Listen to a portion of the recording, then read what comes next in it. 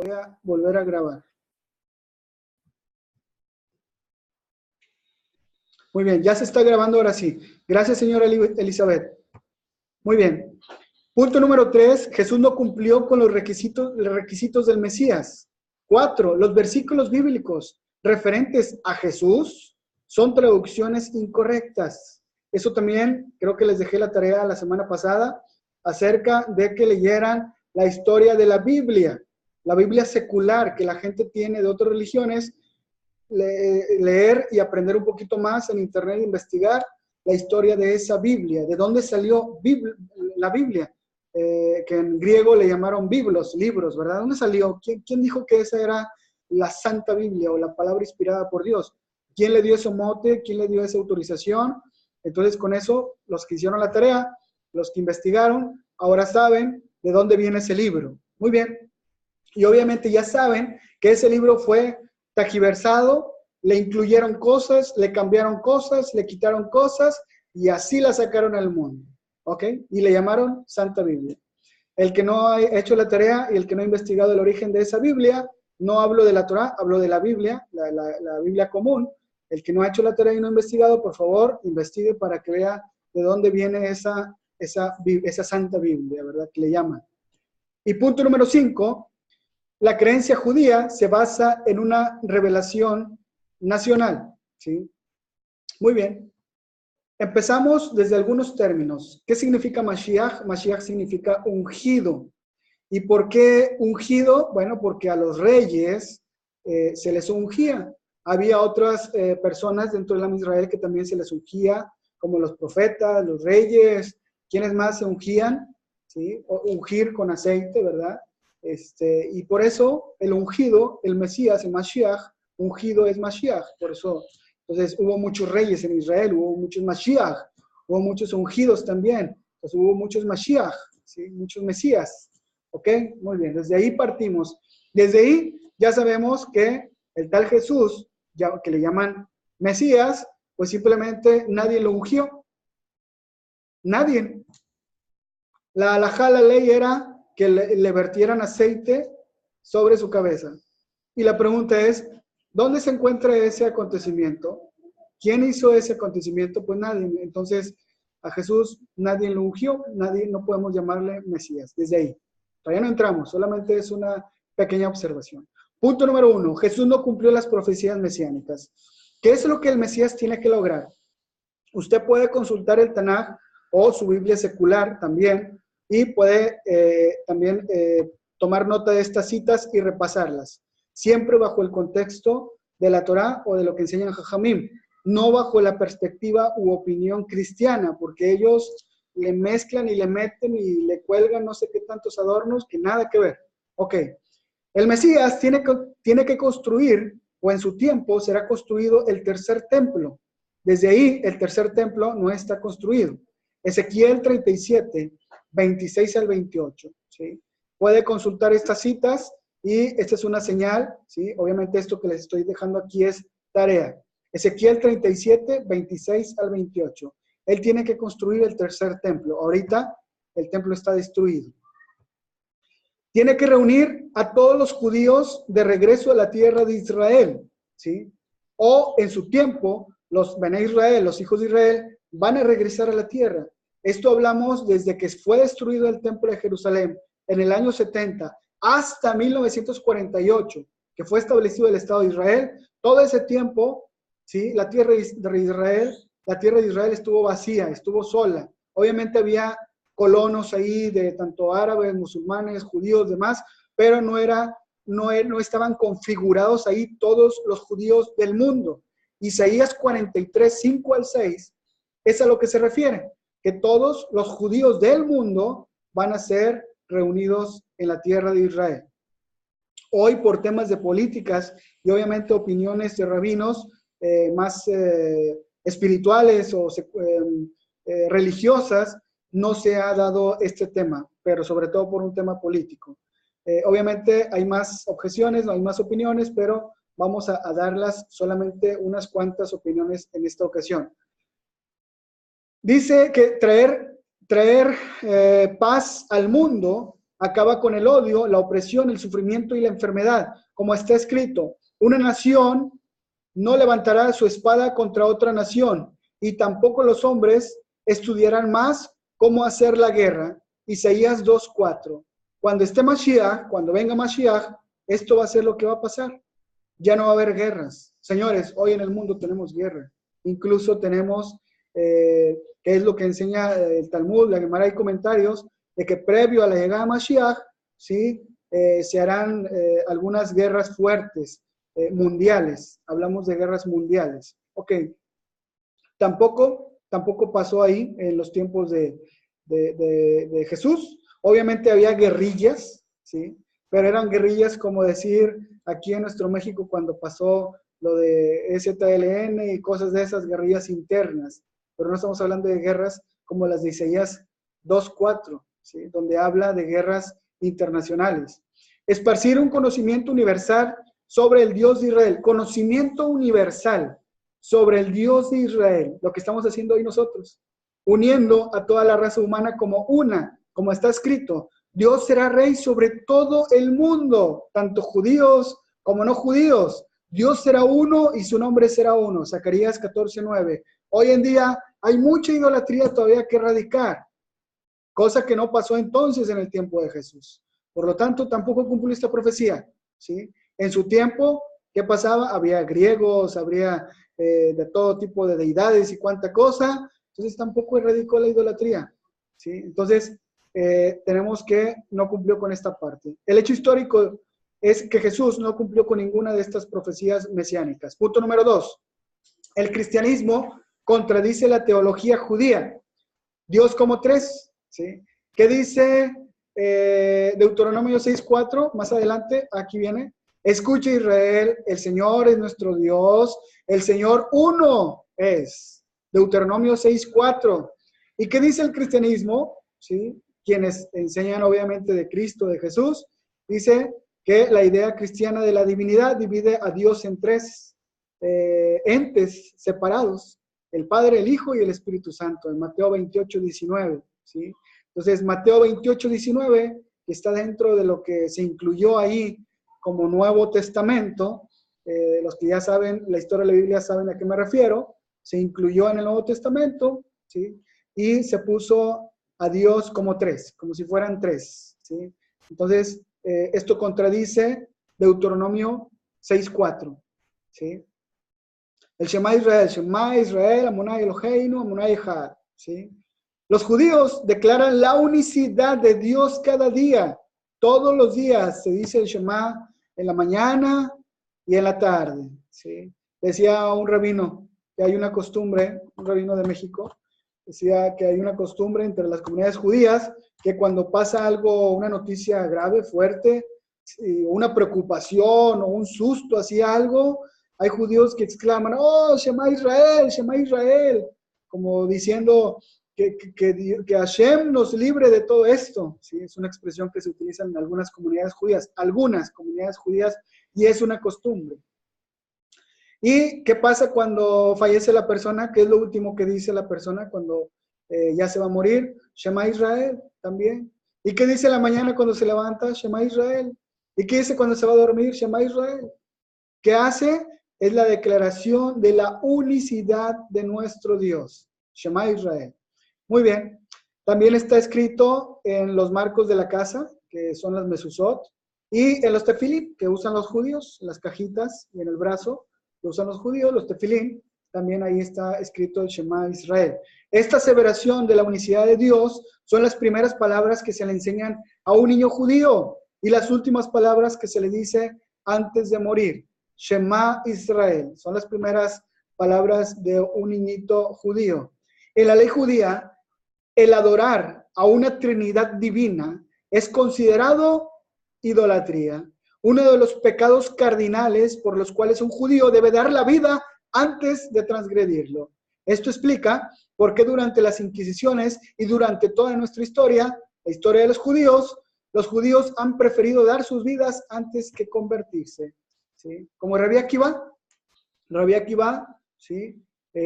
Todo el maltrato que sufrió antes de morir, estaba llorando lloraba del sufrimiento, su piel fue extraída vivo, se estaba quemando vivo y estaba llorando. Y le decían a sus discípulos, Rabí, Rabí, ¿por qué lloras? Estás sufriendo mucho, grande es tu dolor, Rabino. Porque lo quemaron en frente de sus discípulos, de sus seguidores. Decía el rabino, contestó, no estoy llorando de dolor, no estoy llorando de dolor. Estoy llorando porque se está quemando el Sefer Torah conmigo. Tenía un Sefer Torah abrazado. Por eso lloraba Rabí Akiva. ¿Sí? Y decía Rabí Akiva, toda mi vida le pedí a Hashem entregar mi vida en Leshem Shamaim, en aras del cielo. Y hoy Hashem me ha cumplido este sueño de entregar mi vida por amor a la Torah. Entonces, la idolatría es uno de los pecados en los cuales uno debe de decir, ¿sabes qué? No puedo hacer idolatría. No puedo, si te dicen, o adoras a ese ídolo, o te vas al pozo. Lo siento, Señor, pero no puedo adorar a esos ídolos. ¿Sí? Esa debe ser la respuesta de un judío. El hombre como Dios, dice los cristianos, perdón, me pasé poquito. Los cristianos creen que Dios vino a la tierra tomando la forma de un hombre, como dijo Jesús. Yo y el Padre somos uno. Juan 10:30. Maimónides dedica la mayoría de su libro, La Guía de los Perplejos, a la idea fundamental de que Dios carece de cuerpo, es decir, una forma física. Dios es eterno, está por encima del tiempo, es infinito, más allá del espacio, no pudo haber nacido y no puede morir. Decir que Dios asume una forma humana hace a Dios pequeño, destruyendo su unicidad y divinidad. Como dice la Torá, Dios no es un mortal. Números 23:19. Clarito.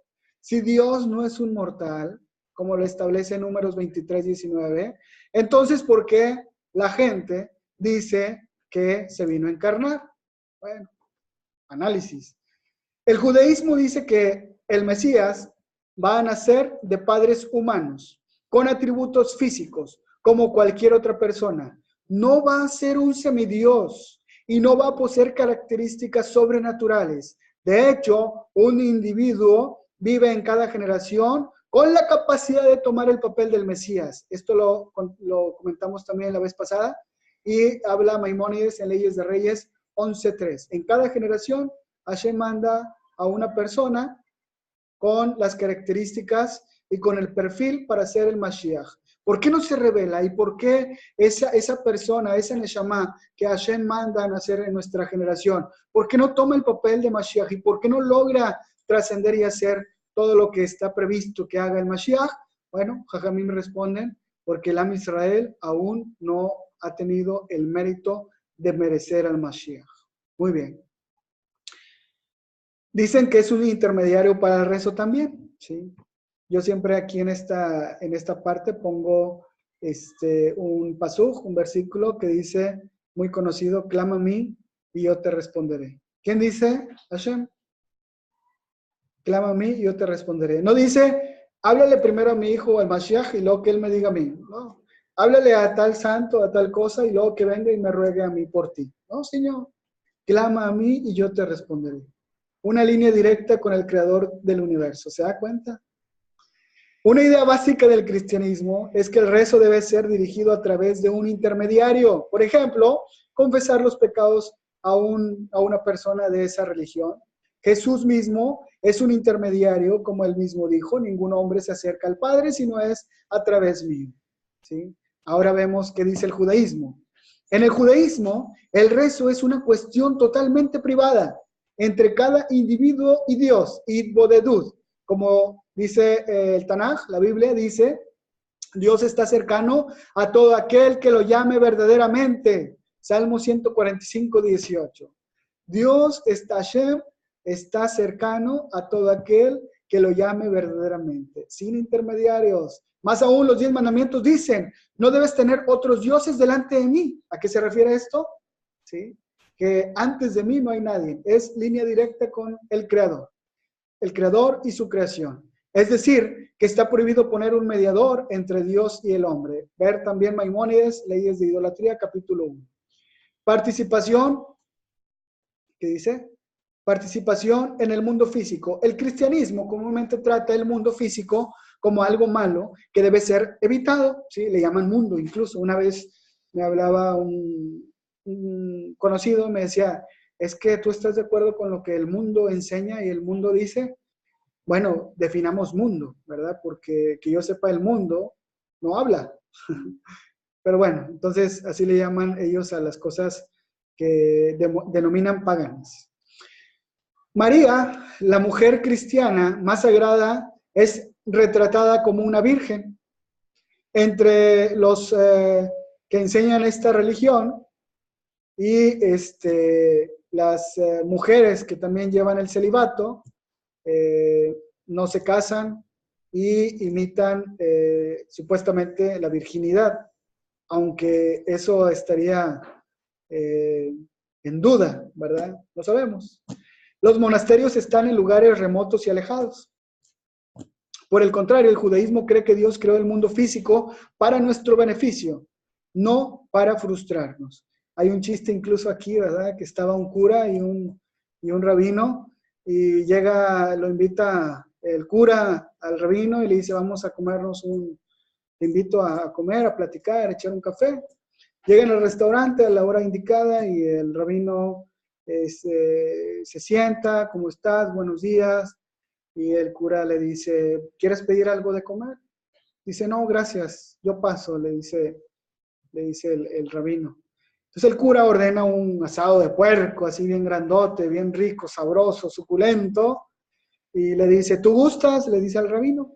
Y el rabino le contesta, no, gracias, yo paso. Y dice, el cura dice, bueno, no sabes de lo que te estás perdiendo. Muy bien. Terminó de comer el cura, su bocadillo, platicar y demás, se despiden y le dice el rabino al cura, bueno, nos despedimos, que te vaya muy bien, me saludas a tu esposa. Dice el cura, disculpe, pero es que nosotros los curas no tenemos esposa, no nos casamos. Y dice el rabino, no sabes de lo que te estás perdiendo. Es un chiste, ¿verdad? Por el contrario, es para que no se me duerma. El rabino Jonathan creo que las cuenta mejor, ¿verdad? Muy bien. Por el contrario, el judaísmo cree que Dios creó el mundo físico para nuestro beneficio, no para frustrarnos. La espiritualidad judía se obtiene mediante la utilización del mundo físico de manera tal que lo eleva más las relaciones íntimas en un contexto adecuado. Es uno de los más actos sagrados que una persona puede realizar, ¿sí?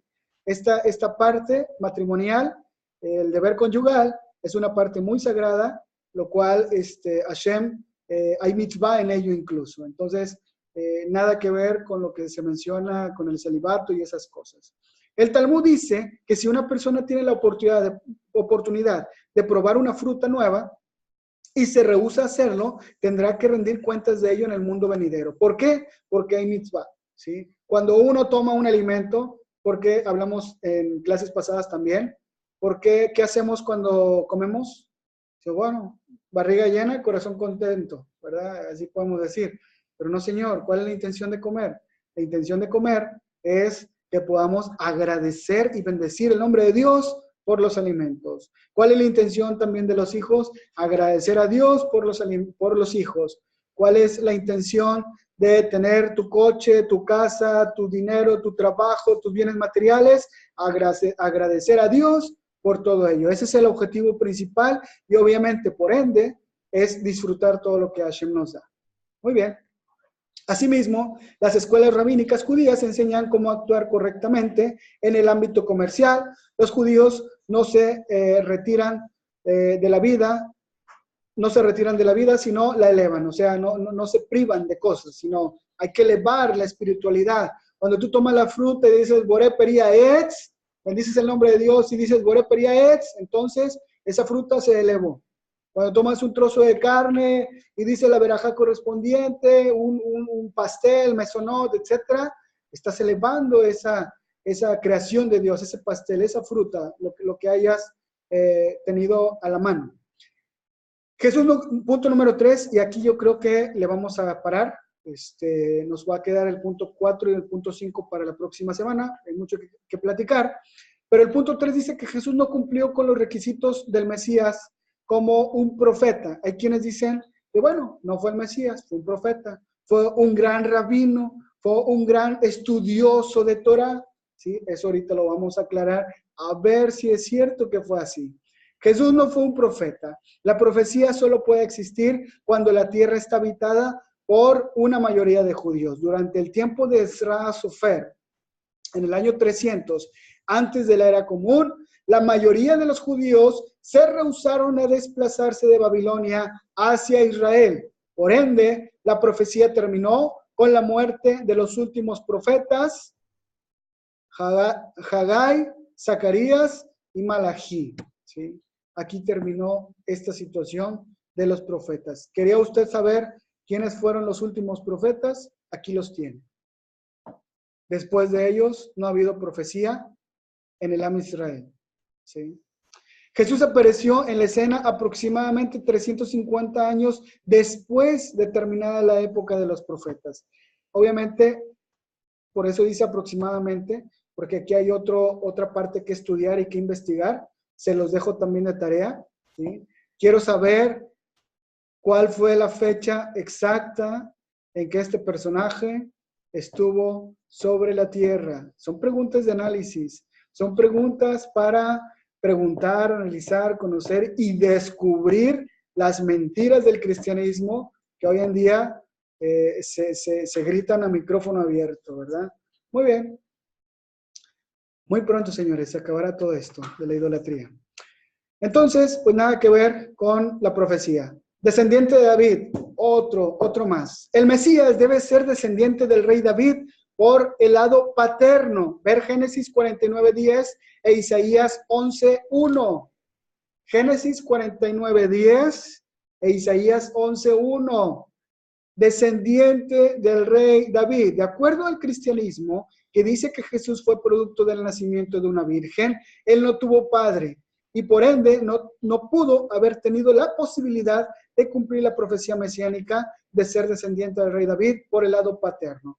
Recuerden que el Mashiach tiene que ser descendiente del rey David, pero por la línea paterna.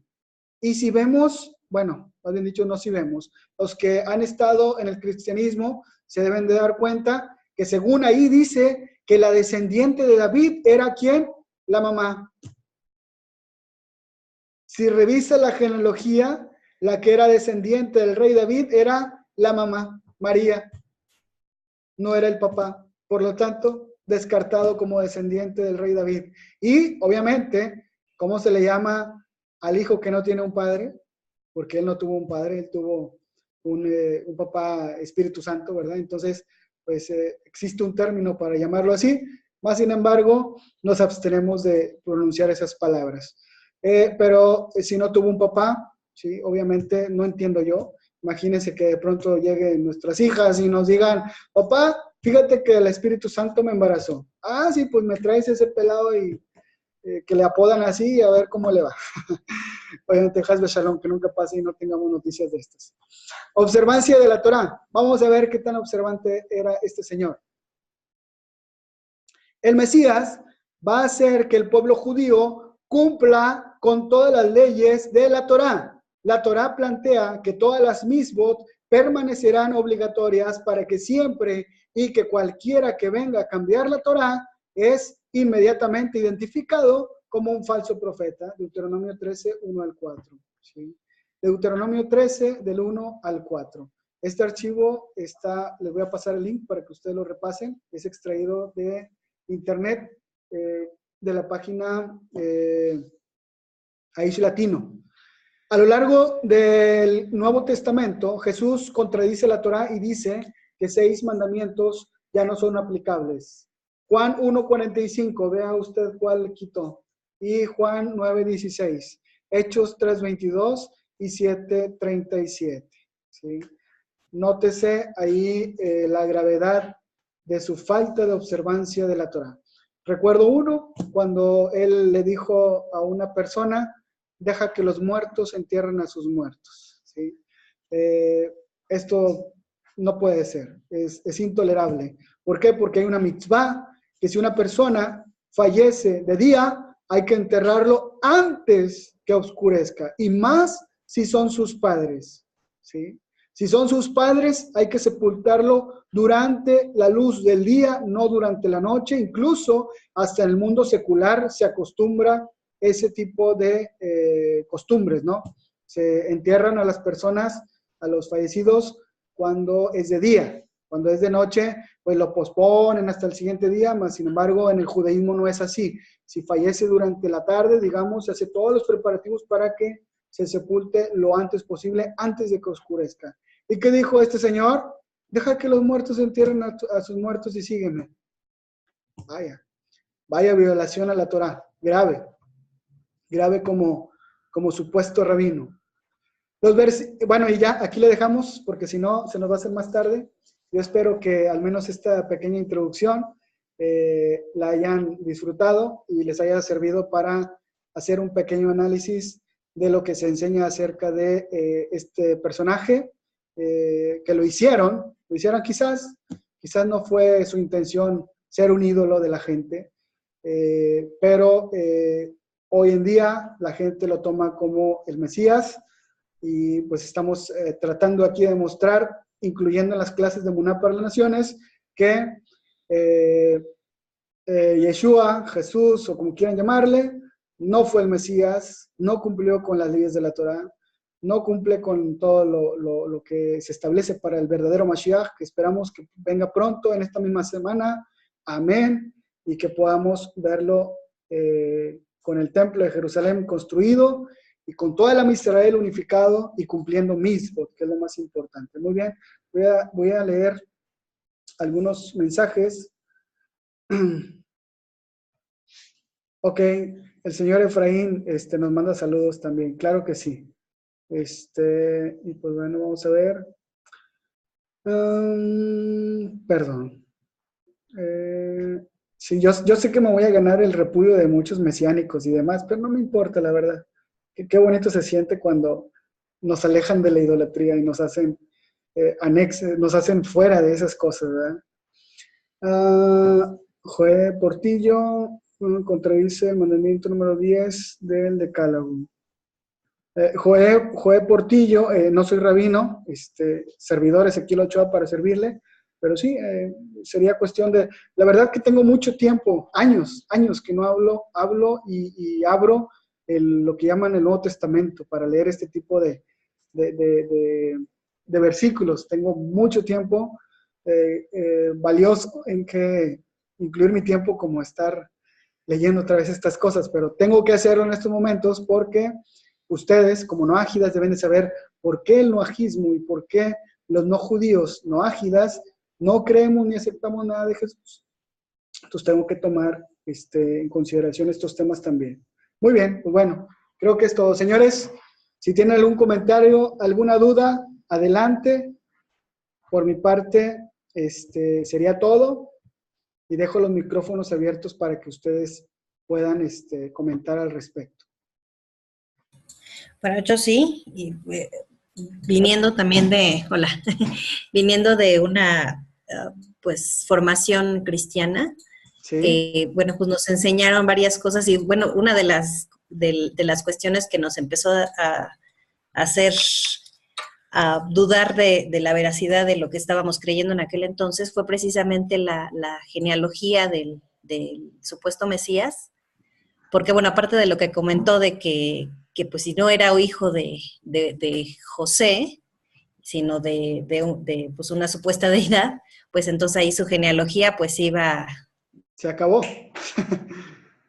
Se acabó la genealogía. Y en los mismos dos libros que se habla sobre esta genealogía, no coinciden. Alguna vez alguien nos dijo, a ver, ponte a hacer, y de esas veces que uno no tiene nada mejor ni peor que hacer, hicimos la listita. Y de repente llega un momento en que uno es padre de otro y luego otro es hijo de alguien que no existió en la otra genealogía, y entonces realmente no coinciden. Y hay incluso más, en un libro, tanto en Mateo, creo que el otro es, ya no me acuerdo, creo que es Juan, vienen diferentes, vaya, digamos que en una hay 10 generaciones, por decir algo, y en la otra son 20, o así. Entonces ahí fue cuando nos empezamos a dar cuenta que pues en realidad todo lo que era el Nuevo Testamento pues no era de inspiración divina como le dicen los cristianos. Sí. Y a partir de ahí fue que nos empezamos a dar cuenta de todo y ahora sí que pues nos quitamos la venda de los ojos, Baruch Hashem. Sí, señores, la verdad que así nos pasa a todos, nos pasó a la mayoría. Creíamos que estábamos en una verdad, creíamos que estábamos entendiendo y comprendiendo bien, y cuando uno se pone a analizar, cuando uno aprende de verdad Torah y sabe que las fuentes de la Torah enseñan otra cosa, entonces nos damos cuenta que estábamos en un error. Un servidor también, mis papás por más de 20 años fueron cristianos evangélicos. Imagínense, mi papá lo consideraban uno de los líderes y maestros bíblicos y cuánta cosa, y de pronto mi papá les dice, ¿saben qué, señores? Andamos pero bien perdidos. ¿Cuál fue la reacción de estos líderes que quedan ahí en el cristianismo? Pues la respuesta de ellos fue, ¿y qué le decimos a la gente? ¿Que estamos equivocados tantos años? Con esa respuesta es suficiente, señor. Que usted reconozca que está equivocado. Que no tenga el valor, los pantalones, como lo decimos, para decirle a la gente, señores, estamos equivocados con el cristianismo, es su problema. Pero con que usted reconozca que están equivocados, suficiente. Yitro fue lo que hizo, ¿sí? El suegro de Moshe. ¿Qué hizo? Dejó toda la idolatría, todos los ídolos. Era uno de los sacerdotes del faraón, de los más grandes. Hechicero y cuánta cosa, dejó todo y se fue con Moshe, con su yerno, y se convirtió al judaísmo, ¿sí? Eso fue algo muy grande, un mérito que tuvo Yitro en su vida, en su etapa. Muy bien. Perfecto. Muchas gracias, señora Elizabeth, ¿verdad? Sí. Muchas gracias por su comentario. La verdad que así nos ha pasado a la mayoría. Y pues bueno, el tema de las genealogías que puso aquí, bueno, usted precisamente, señora Elizabeth, las genealogías, si revisan los cristianos o si revisamos nosotros como estudio, las genealogías que hay en Mateo, Marcos, Lucas, no sé si venga en Juan, la verdad no me acuerdo, pero revise las genealogías y ninguna coincide. Una empieza con otra y hay, en sus tiempos hay años diferentes, entonces está todo atrapado ya en genealogías. Pues ¿a quién la creo? Al que convenga, ¿no? Se supone, así funciona el cristianismo. Lo que convenga, eso creo, y lo que no me convenga, eso no lo creo, ¿verdad? Eso es palabra de hombres, ¿verdad? Entonces, pues bueno, ya los mando al infierno y demás, según la ideología del cristianismo. Así pasa. Se los digo así porque yo mismo así me lo enseñaron y así lo creías, ¿no? Entonces, pues bueno. ¿Cuál es la opinión en cuanto a las conferencias del doctor Mario Javier Sabá? Si el tiempo es corto, pueden mandar un mail a mi correo personal en cuanto a las... Ok, señor Enrique, la verdad no tengo el gusto de conocer al doctor Mario Javier Sabá. Quizás pueda investigarlo, no lo conozco. Espero... ¿Qué pasó? ¿Qué pasó con mi computadora? No lo sé. Anthony, ¿qué es esto? Ok. Me está pidiendo... Autorización. ¿Le digo que no? ¿Qué le digo? Que no. ¿Jai? No. Guillermo es esperar más. Ok. Lo voy a dejar. Ah, espero no se haya cortado. No, aquí está. Aquí estamos, perdón. Se salió un mensaje aquí en mi computadora. No lo conozco el señor Javier Sabá. Hay teorías que dicen que el cristianismo es una invención de la aristocracia romana alrededor del año 300. ¿Por qué no se menciona a Jesús en fuentes previas a esa época? De hecho, así es. Antes del año 300, con Constantino, nadie era cristiano. No existía el cristianismo. El cristianismo comenzó en el año 300 con Constantino. Más bien dicho, no comenzó, se impuso el cristianismo. Y el que no, lo mandaban al infierno, o sea, lo quemaban vivo. ¿Sí? Ahí empezaron las primeras inquisiciones. De ahí viene el concepto de que el que no crea en Jesús, el que no crea en el Salvador, pues se va a morir quemado vivo. quemado para siempre, ¿verdad? ¿Por qué? Porque eso fue lo que impuso Constantino en ese tiempo, de que el que no aceptara la Santa Biblia, el que no aceptara a la nueva religión cristiana, al nuevo Dios, al nuevo ídolo Jesucristo, entonces, ¿qué iba a pasar? Pues lo iban a quemar vivo. Era tachado de hereje y los quemaban vivos. Entonces, de ahí viene el concepto del infierno que enseña el cristianismo. Entonces, pues mucho que descubrir y mucho que corregir también. Muy bien, señores. ¿Algún otro comentario? Si no, ya creo que ha sido muy provechoso. Todo muy bien, muchas gracias, Manuel Israel. Perfecto, muchas Ahora sí. gracias. Espero que nos veamos la próxima semana, martes a las 7 de la mañana. Y termino con esto, señores. El próximo 28 de enero va a estar el rabino Ariel Groisman en la Ciudad de México. Por favor, si ustedes tienen la oportunidad de acudir, pueden buscar ahí en la página de Shema Israel de Monterrey, la página de Facebook, www.facebook.com/Shema Israel.de Monterrey.